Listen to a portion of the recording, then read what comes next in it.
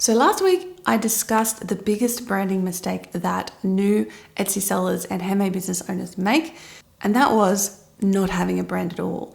If you want to watch that video, I'll link to it here so you can watch that first and then come back and watch this video today, which is all about the elements of branding that you need to think about and get right in order to have a shop that stands out from the crowd. Think about the biggest businesses in the world. Chances are you will think about their brand elements, their name, their logo, their colors, their vibe.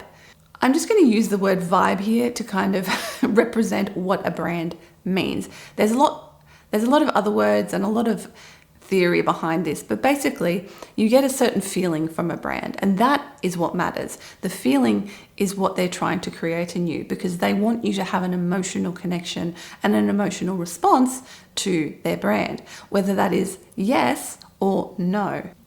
This is what you are also trying to create with your own branding.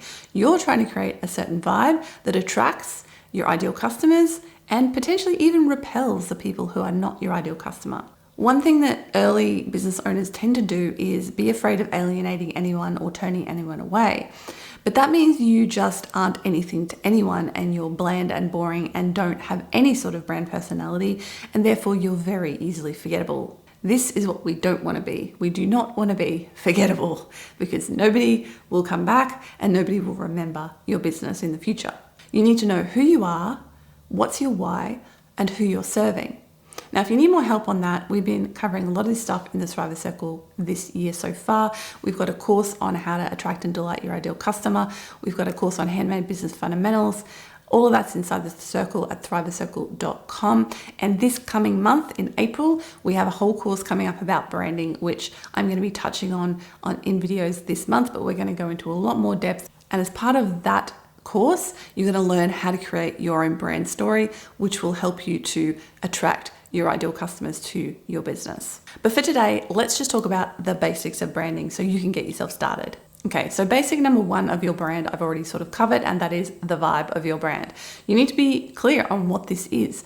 Who are you making this stuff for? Who is your ideal customer? Who is going to be attracted and delighted by the products that you make? Who are your customers? Because you need to make sure that your branding is appealing to them. You might create branding that's appealing to you, but doesn't appeal to your ideal customer. And if you do that, you are not going to get as many sales because you're not going to get people vibing with your brand. Number two is the name of your business. This immediately tells people something about your business. Now, it doesn't have to necessarily be descriptive in any shape or form. Think about Coca-Cola or Apple. I mean, Apple is completely confusing, like with a tech company, the name of a fruit, what is that about? Coca-Cola, it seems obvious to you now because you know it so well and it's been around for so long, but originally that just, I know it meant a certain thing, but it doesn't tell you what the business is. It doesn't say Coca-Cola soft drink, Apple doesn't say Apple's technology. Then they don't necessarily describe what they're selling using their business name. That's not actually necessary. And in fact, next week, I'm going to do a whole video on how to name your business. If you haven't actually named it yet, or you're thinking about renaming it, make sure to subscribe so you don't miss that one, because there's some really important things you need to consider when it comes to naming a business that, I see so many people make mistakes about this and then regret what they've named their business and have to change it. So make sure to watch that one if you are in that boat, and I'll help you avoid making those mistakes in the future. So the next one is obviously the visualistic styling. So the colors and the fonts and things like that. You need to make sure that they reinforce the vibe of your business. If your vibe of your business is upbeat and happy, you don't want to be using blacks and grays and somber blocky fonts, right? That just does not fit the vibe of your business, your branding. So make sure that when you're thinking about those things and choosing colors and so on, that you choose colors, fonts, etc. that do fit the vibe of your business and will be attractive to your ideal customer. The fourth part is your logo.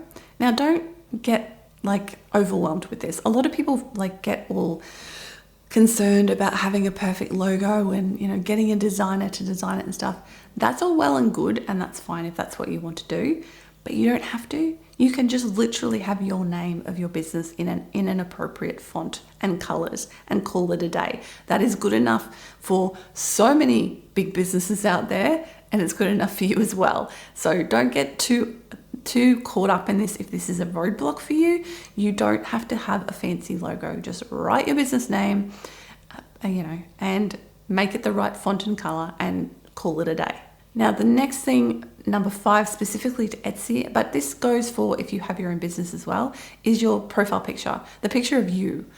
Now, this needs to be in line with your branding and your vibe. You need to be wearing the right colors. The background needs to be the right color. The lighting needs to be correct so that it seamlessly blends in to the rest of your branding and doesn't look weird or stand out in any way. Number 6 in your Etsy shop is your shop banner. So it should reinforce your branding. You should potentially have products on there. If you don't have products, you can have your business name, some colors, and so on and so forth. Whatever you do with your banner, make sure that it's very, very strongly representative of your brand and your vibe, because people looking on desktop, that is the first thing they're going to see of your shop. So you want to make sure it puts your best foot forward. And of course, an incredibly important part of this, and I've left it till last, but it's certainly not least, is your photography. Your photos need to be excellent, and they need to be 100% representative of your brand. The lighting you use, the backdrops and styling that you use, every element of it, so the close-up photos, the further away photos, the lifestyle photos, everything you use needs to represent your brand. Try to use a minimal amount of different backgrounds and styling elements to keep everything looking cohesive. But at the same time, remember not to overstyle your products unless that's the vibe of your business. It might be maximalism and you might want lots of props, but the thing to always remember is that your product needs to be the star of the show and that your photography needs to show it off in its best possible light, literally and figuratively. Now, this is just scratching the surface of branding, talking about the absolute basic elements of it. I have plenty of videos on my channel about these various things. And also, like I said, in the Thrivers Circle in April, we're going to be going in depth about branding. So if you want to join us for that, head on over to thrivercircle.com. You'll get access to that course, all of our other courses, 50 plus video workshops on all things handmade business, access to me on a weekday basis to ask your questions, and of course access to Your Gear to Thrive, which is a year-long epic course that will teach you absolutely everything you need to know to start and grow a thriving and profitable handmade business. All of that and more is available right now inside the Thrivers Circle. Head on over to thrivercircle.com to find out more. And remember to subscribe so you don't miss next week's video about how to name your business. I'll see you next time, and bye for now.